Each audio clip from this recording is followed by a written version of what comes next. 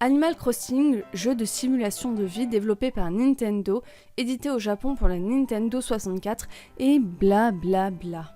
À quoi bon regarder Wikipédia ? Animal Crossing, c'est bien plus que ça. Aujourd'hui, je continue cette nouvelle série pour vous parler de jeux avec lesquels j'ai grandi. Fini de jouer à des petits jeux sans fond comme j'ai pu le faire dans les Geekons. Animal Crossing est un jeu d'enfance et de détente. Suite à l'annonce de la firme japonaise, je me suis revue jeune et innocente. Je me suis revue passant des heures à me promener dans ces prairies calmes et verdoyantes alors que la ville grondait juste derrière la fenêtre de ma chambre. Je me suis revue me cachant sous les draps avec ma Nintendo DS, attendant minuit pour enfin écouter la douce mélodie de Tota Keke. Je me suis revue hurler lorsque Monsieur Resetti venait me harceler parce que je n'avais pas sauvegardé. Mais putain, les Japonais, pourquoi avoir créé ce perso si finalement la sauvegarde est automatisée ? Enfin bon, tant de souvenirs et rêves d'enfance qui sont revenus dans ma mémoire juste en voyant un simple trailer de sortie. Finalement, je pense que seul Nintendo a ce pouvoir, de vous vendre des jeux qui existent depuis près de 20 ans sans même que cela soit choquant. Et oui, presque 20 ans. Le premier jeu est sorti en 2002 et à cette époque j'avais 5 ans. Je commençais mes débuts de gameuse sur Adibou et admirais mon père jouer à Tomb Raider sur son vieil ordinateur. C'est personnellement le deuxième opus qui m'a fait découvrir la série quelques années après sa sortie en 2005. Je venais de fermer ma Game Boy Advance et de déballer ma DS. J'avais 8 ans et j'affirmais mon skill sur du Nintendo à défaut de ne pas avoir de chiens à la maison. Enfin bref, tout ça pour vous dire qu'aujourd'hui j'en ai 21 et j'attends la sortie de Animal Crossing avec un intérêt certain. Jeu de rôle complet où les animaux devaient vous aider à compléter des donjons plus ou moins élaborés et où les autres joueurs devaient avoir un rôle important pour évoluer.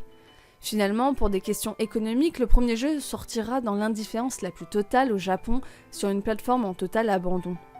Mais le projet ne fut pas pour autant abandonné et fut remanié afin de convenir à un support cartouche. L'énorme village devint tout petit, les donjons furent abandonnés et les développeurs devinrent inquiets quant à l'amusement à offrir dans un monde aussi petit. Et finalement, ce qui était au départ un handicap deviendra la base même d'une saga renommée dans le monde entier, car au final, Animal Crossing repose sur le concept du tout petit. L'aventure initiale supprimée, désormais vous avez une chambre à décorer, des arbres à planter et un village à dorloter. Et du coup, l'objectif de ce jeu, c'est quoi ? Eh bien justement, il n'y en a pas.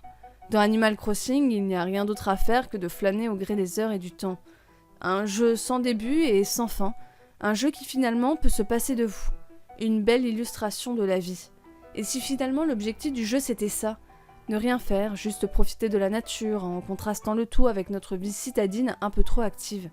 Lorsque vous rentrez de l'école ou du travail, qui vous a agressé toute la journée de ses bruits et de son ennui, vous rentrez dans votre chambre, prenez votre canne à pêche et allez profiter de l'ambiance reposante d'un jeu où vous n'avez pour seul objectif que de vous détendre.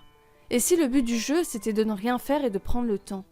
On plante des fleurs, on achète des objets, on modifie son lieu de vie et on discute avec les autres habitants. Mais il ne faudra pas oublier de rembourser votre prêt afin d'agrandir votre maison au fil du temps et des événements. Cependant, le seul objectif, c'est à vous de le fixer. Collectionner tous les objets du jeu ? Impossible, ils sont bien trop nombreux et Nintendo n'a jamais communiqué sur le nombre exact du jeu. Remplir le musée ? Oui, pourquoi pas, mais c'est seulement de votre volonté. En réalité, vous êtes le seul à définir les objectifs à remplir. Tout comme dans votre vie, c'est vous qui décidez de comment utiliser votre temps si précieux. Et si vous vous demandez comment faire pour y passer des heures sans vous arrêter, comme vous pouvez le faire sur votre jeu préféré, sachez qu'Animal Crossing n'a pas pour ambition de vous tenir des heures durant devant l'écran, mais pour jouer par petites sessions, pour vous détendre occasionnellement. Personnellement, j'aime ce jeu car il est pour moi une inspiration. Déjà un appel à la nature de par sa diversité d'animaux, mais aussi de plantes, d'insectes et de poissons. Ce jeu donne envie d'aller découvrir ce qu'il présente dans les bois et les prairies de notre monde. Et rien que pour cela, tout le monde devrait avoir déjà joué à cette saga. Animal Crossing est un jeu qui vous fera aimer la nature et vous donnera envie de la protéger. Une envie qui devrait être partagée par toute personne un minimum sensée. Occupez-vous de votre village pour le rendre plus vivable et encore plus agréable. Arrachez les mauvaises herbes afin de laisser les fleurs pousser en toute liberté. Attrapez les insectes et apprenez leur utilité et à les respecter. Plantez des arbres fruitiers afin d'ajouter encore plus de diversité. Adorable, certainement l'un des termes qui définit le mieux ce petit jeu. Chaque habitant a son caractère, sa personnalité, mais tous sont caractérisés par leur adorabilité.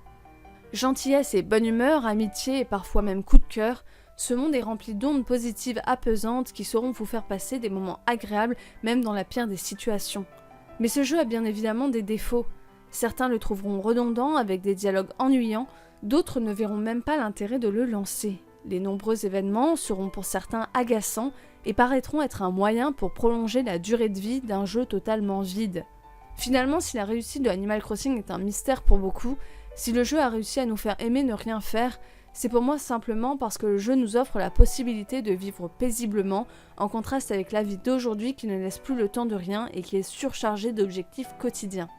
Ce jeu nous permet de souffler et de nous reposer dans un monde qui ne le permet plus, et c'est là toute la magie d'Animal Crossing qui est un réel hommage à la vie d'hier et d'aujourd'hui. Il est maintenant temps de cliquer sur s'abonner et sur cette cloche si peu utilisée.